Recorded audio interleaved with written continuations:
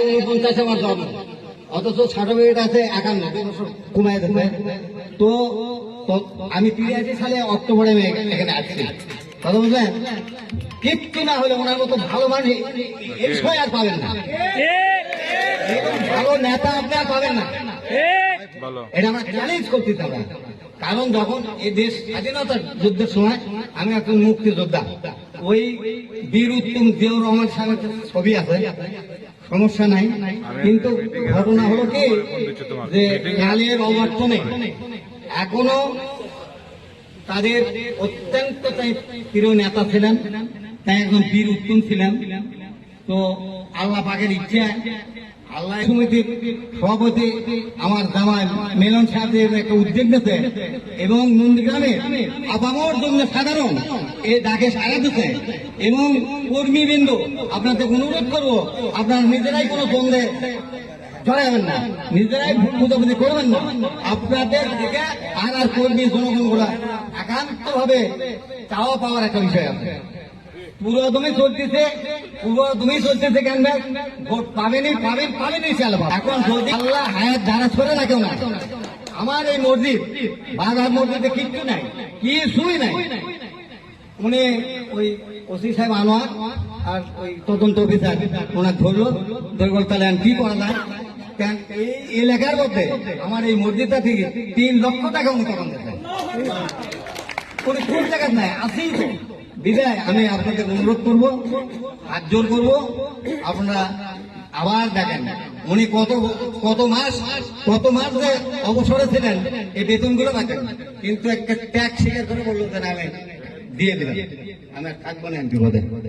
এটা আপনাদের বিবেক বিবেচনা। আমি তো একটা কথাই বললাম আপনার উদাহরণ যে ফলমূল কিন্তু ভালো ছাড়া কেউ মন্দ, আপনি দেখে শুনে নেন, একটু দেখে শুনে নেন, এরকম চরিত্রবান মানুষ আর পাবেন না।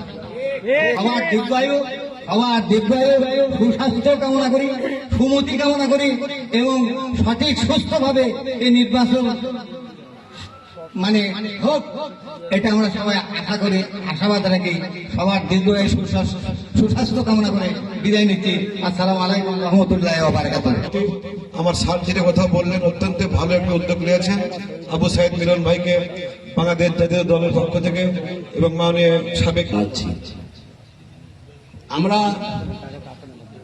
একজন ভালো মানুষকে আমাদের মাঝে পেয়েছি এবং আমরা গত ভোটের সময় তাকে হিন্দু মুসলমান সবাই, কি বড় কি দরিদ্র সবাই মিলে তাকে আমরা একবার উঠেছিলাম।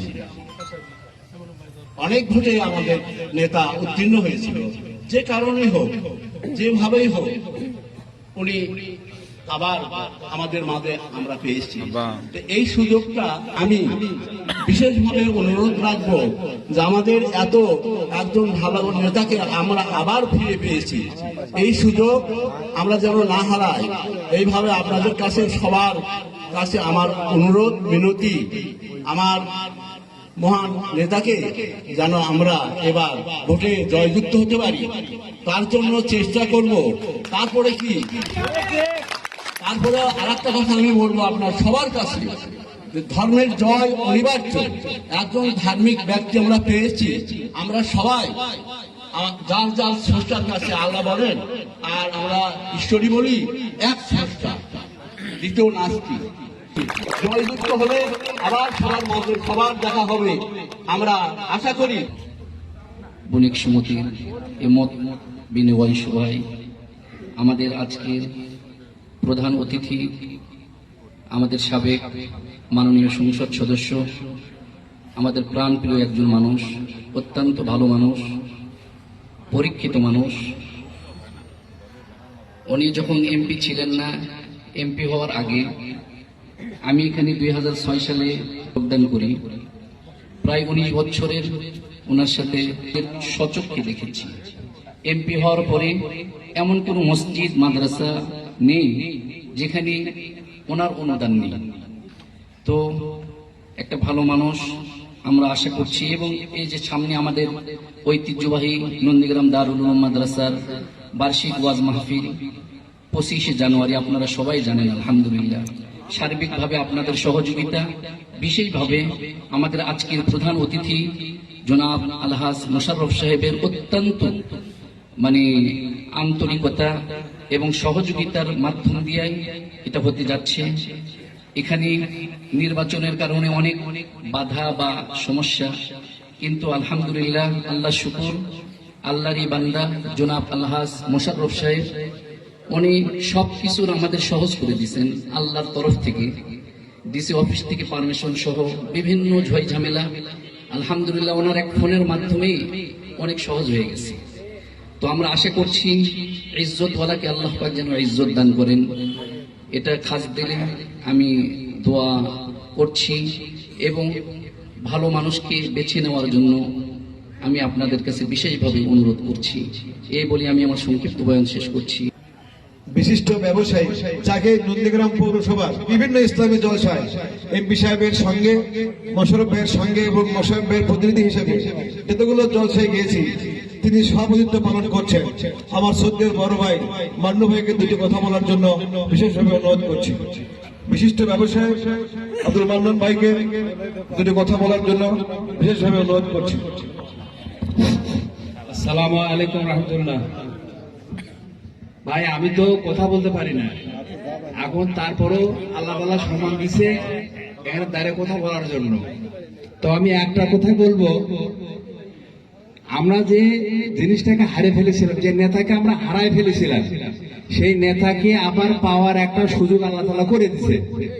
এই সুযোগটা যেন আমরা আর হাতছাড়া না করি। আমরা এত ভালো নেতা আর আমরা পাবো না, এত সমাজসেবক, এত ভালো ব্যক্তি আমরা পাবো না। তবে আমার জানা মতে আমি আমার মাদ্রাসায় উনি লক্ষ লক্ষ টাকা আল্লাহর রহমতে দিয়েছেন। যখন এমপি থেকে বাদ গেছে, বাদ যাওয়ার পরেও নিজের পকেট থেকে উনি মাদ্রাসা মসজিদ নির্মাণের জন্য অনেক টাকা আমার মাদ্রাসা দিয়েছে। এই জন্য আপনারা তার জন্য দোয়া করবেন এবং এই নেতা যেন আমাদের হাত ছাড়া না হয়, এই জন্য আমরা সবাই দলবদ্ধ হয়ে, সবাই একমত হয়ে আমরা ওনাকে জয়যুক্ত করবো ইনশাআল্লাহ। প্রত্যেকটা কাজে আপনি যে কোনো কাজে ডাকবেন, যখনই ডাকবেন, যে কোনো সময় ওনাকে আপনারা কাছে পাবেন। তার ভক্তভূমি আমি নিজে, কারণ আমি যে কোনো কাজে গিয়েছিলাম ওনাকে আমি পাইছি। আমার সঙ্গে আব্দুল মজিদ ভাই ছিল, আমার শান্তদা ছিল। একটা কাজে ওনার বাসায় গেছিলাম সকালবেলা, সেদিন আল্লাহর কি কাম, সেদিন প্রথম সেদিনে ডিক্লেয়ার হয় এখানে কালো নন্দীগ্রাম থানার, সে উনি কার্ড পায় সর্বপ্রথম সকালবেলা আমরা ওখানে। তো আমরা কি করবো ওই সময় পাড়াপাড়ি করে আব্দুল মজিদ ভাই শান্ততা জায়গা ফুলে তোরা নিয়ে সর্বপ্রথম আমি সেখানে ছিলাম। আমরা তিনজনে মিলে তাকে সম্মাননা জানাইছি সর্বপ্রথম। এই সর্বপ্রথমে দোয়াটা যেন আল্লাহ তাআলা যেন 12ই ফেব্রুয়ারি ইলেকশনের ভোটের শেষে আল্লাহ তাআলা যেন এই ফুলের মালায় যেন আমাদের হাত দিয়ে যেন ওরা গোড়ায় আমরা দিতে পারি, এই দোয়া আপনাদের কাছে চাই, এই প্রত্যাশা আপনাদের কাছে চাই। আপনারা সবাই এই এত বড় একটা ভালো ব্যক্তিকে হাত ছাড়া যেন না হয়, সেই জন্য আপনারা সবাই চেষ্টা করবেন আর দোয়া করবেন যেন আল্লাহ তাআলা ওনার সম্মান যথেষ্ট পরিমাণ দিয়েছেন, আরো উচ্চ পদের সম্মান যেন আল্লাহ তাআলা ওনাকে দান করেন। এই বলে আমার বক্তব্য শেষ করছি। আসসালামু আলাইকুম রহমতুল্লাহ। একটা দাবি, আমাদের এখানে যে একটা হসপিটাল অকেজ হয়ে পড়ে আছে, আজকে আমরা চিকিৎসা হওয়ার পারি না। ওই যে মেডিকেলে আর এত সুন্দর করে আমাদের বিএনপি থেকে করছে এই জায়গাটা, আজকে আমরা অবহেলিত কষ্টের মধ্যে আছি। আমাদের যদি রাত্রে যদি ডায়রিয়া হয় আমাদের যাওয়ার কোনো জায়গা নাই, মোরা ছাড়া একটা ডাক্তারও পাই না। প্রাণের দাবি ভাইয়ের কাছে, আল্লাহ তাআলা যদি ক্ষমতা দেয় আমার এই হসপিটালটা যাতে চালু করে দেয়, খুব দ্রুত চালু করে দেয়। এখনো ইচ্ছে করলে ভাইয়েরা পারবি, যদি করে দেয় তাহলে আমাদের নন্দীগ্রামবাসীর বিশাল একটা উপকার হবে। কিন্তু আমরা এটা চাই, হ্যাঁ, উনি জানে আল্লাহ তাআলা সম্মানও দেয় আর আমাদের এই কাজটাও যাতে হয়। আর দ্বিতীয় কথা, আমাদের এই বাজারটা অবহেলিত হয়ে আছে, মাঝখানে জায়গাটা অনেক জায়গা পড়ে আছে।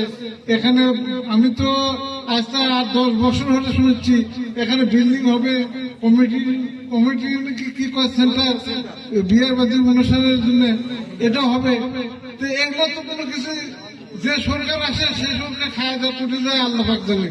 এটা আমার একটা অনুরোধ, হ্যাঁ আমার কাছে একটা অনুরোধ আপনার কাছে, যাতে এই মার্কেটটা যাতে হয় সেবা পায়। এই জিনিসটা যেন আমাদের আল্লাহ তাআলা ক্ষমতা নিয়ে আসুক, আমরা দোয়া করি ক্ষমতা এই কাজটা করে দিলে আমাকে হ্যাঁ ধন্যবাদ। আপনাদের কাছে একটা অনুরোধ, যেহেতু ভাই সবাই বলছে একই কথা, এনার মতো যোগ্য লোক ছাড়া আমাদের এখানে কোনো উন্নয়ন হবে না। আমরা যাতে ভোট দিয়ে যদি তুলতে পারি তাহলে আমাদের উপকারও অনেক আসবে। আমরা যতই যে কোথায় কোক কি জন্য চল অনেক দূর হ্যাঁ, ইনি আমার ঘরের চল, ইনি আমার ঘরের চল। এনার কাছে জায়গা আবদার করতে পারবো, সবকিছু করতে পারবো। আর আমি জায়গা কারোর জায়গায় কোনো জায়গা কোনো এটা আমার কোনো কাজ করে দেবে। আর ইনি আমার জানা মতে, আমি জানি যে ইনি দানশীল এবং এই যে মসজিদ মাদ্রাসায় এনার নজরটা খুব ভালো, সবচেয়ে ভালো।